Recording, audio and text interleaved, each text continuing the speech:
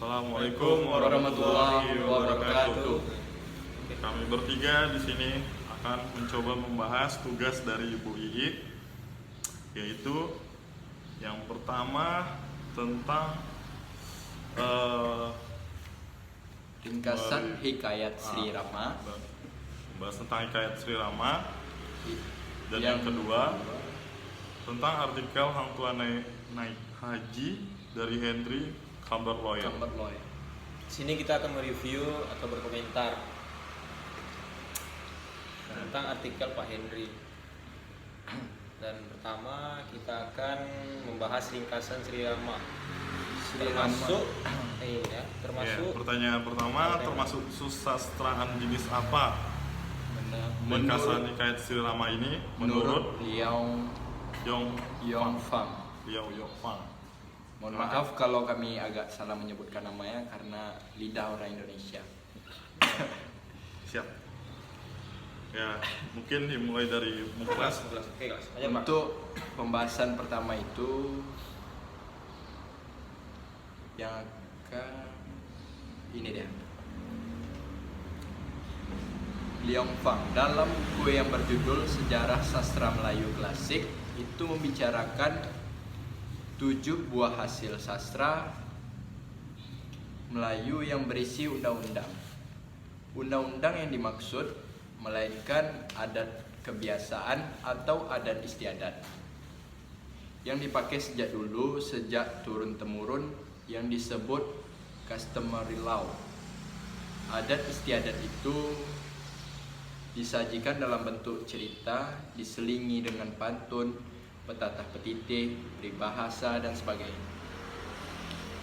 Dengan membaca hasil sastra yang berisi undang-undang ini, kita akan mengetahui latar belakang cara berpikir dan filsafat hidup masyarakat zaman dahulu, serta adat istiadat. Oke. Untuk pembahasan yang kedua, Di sini kita diminta untuk menyangkut pautkan dari ciri kesusastraan menurut Liang Yongfang ini di adegan manakah dalam Hikayat Sri Rama ini? Ya gitu ya. betul. Iya, Ya. kira-kira begitu. Nah, Lebih kurang begitu. mungkin menurut saya dalam cerita Hikayat Sri Rama adegan yang pas itu saat ini Burung jantan itu, yang burung jantan ini ya, Iya, burung burung jantan mengatakan bahwa Sri Rama tak bisa menjaga istrinya dengan baik, tak seperti dia yang memiliki 4 istri namun bisa menjaganya. Ya kayak gitu ya. Iya.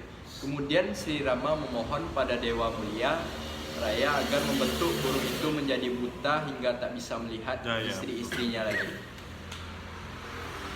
Yang dimaksud dari cerita ini gimana ya? Dia itu diibaratkan sombong tiba ya, nak? Iya. Sombong ya? Sombong, bisa dibilang sombong. Bisa dibilang sombong. Karena dia membandingkan diri dia yang bisa menjaga 4 istri ya, Iya, sementara Sri Rama 1 istri aja Tidak, ya mohon maaf kata, tidak becus lah. tak beres lah ya. Tidak beres. Jadi mungkin itu salah satu adegan dari cerita Hikayat Sri Rama Iya. yang yang cocok pada kesusastraan Melayu klasik yang dibahas oleh Bapak Liao Yongfang tadi. Iya betul ya? Iya betul. Liao Yongfang. Yongfang.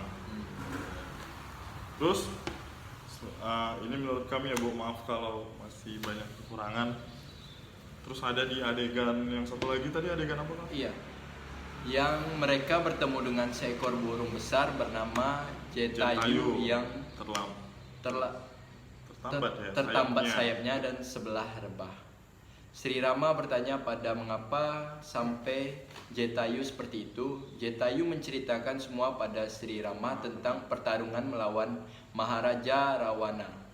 Setelah Jetayu selesai bercerita, ia lalu memberikan cincin yang dilontarkan Sri Dewi saat Jetayu gugur ke bumi saat berperang dengan Maharaja. Maharajawan. Yang petikan dari cerita ini petata petiti ya, gugur ke bumi. Iya. Atau Jadi mungkin dari adegan ini atau peribahasa gugur ke bumi. Iya. Peribahasa lah ya, masuk ke peribahasa. Gugur ke bumi itu meninggal.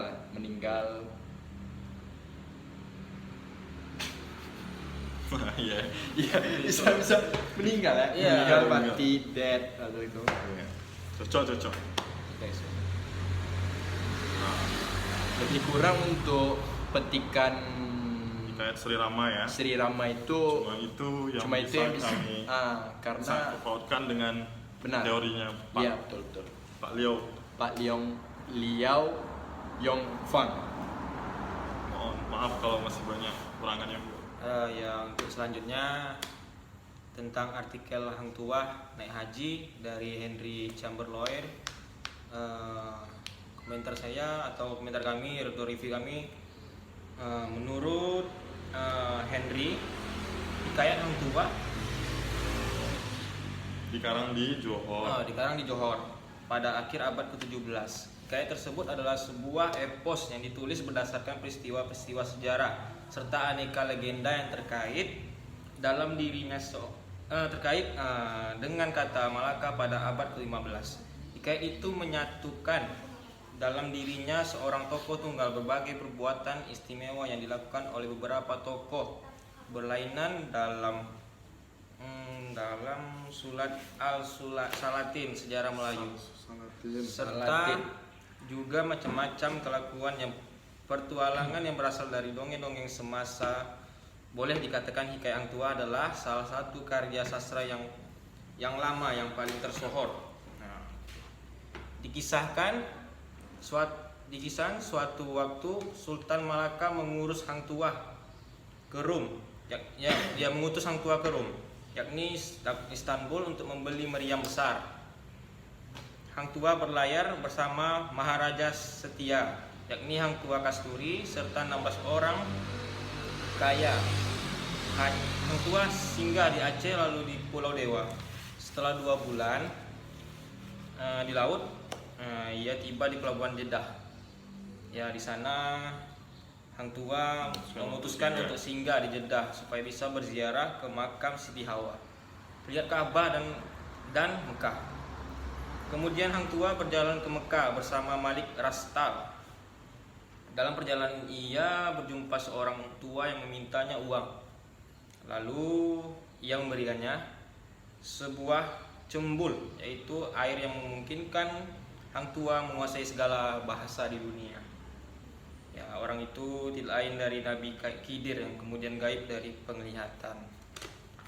Jadi menurut Henry Chamberlain tadi banyak kekeliruan. Di dalam teks hikayat Hang Tuah, ketidakhadiran agama Islam tampak nyata dalam kosakata bersifat Islam yang paling umum. Tidak sekalipun disebut misalnya ini sholat, syahadat, kiblat, khotbah, zikir, tasbih, azan, puasa, zakat, Ramadan, muslim, iman, tauhid, hakim, dan lain-lain gitu. Juz sunnah, akhlak, dan saleh. Kisah naik haji bukan rekaan pengarang hikayatnya, katanya begitu, melainkan pinjaman pada teks yang telah ada, sebagaimana terbukti oleh aspek faktual adegan itu. Perbedaan gayanya dengan keseluruhan hikayat, dan terutama karena disebut tanggalnya 896 Hijriah, 892 Masehi. Jadi adegan itu menceritakan kisah naik haji seorang nyata. Yang lain dari Hang Tuah, kisah itu mungkin sesekali tertulis dalam bahasa Arab. Oleh karena itu keliruan tentang makam Ibrahim yang dikirakan kuburan dan Hajar Aswad yang dikirakan terletak dalam Ka'bah rupanya adalah kesalahan terjemahan. Ya, itulah kira-kira pendapat atau komentar dari kami yang tentang Henry campur Campur loin. loin. Nah, itulah kira-kira.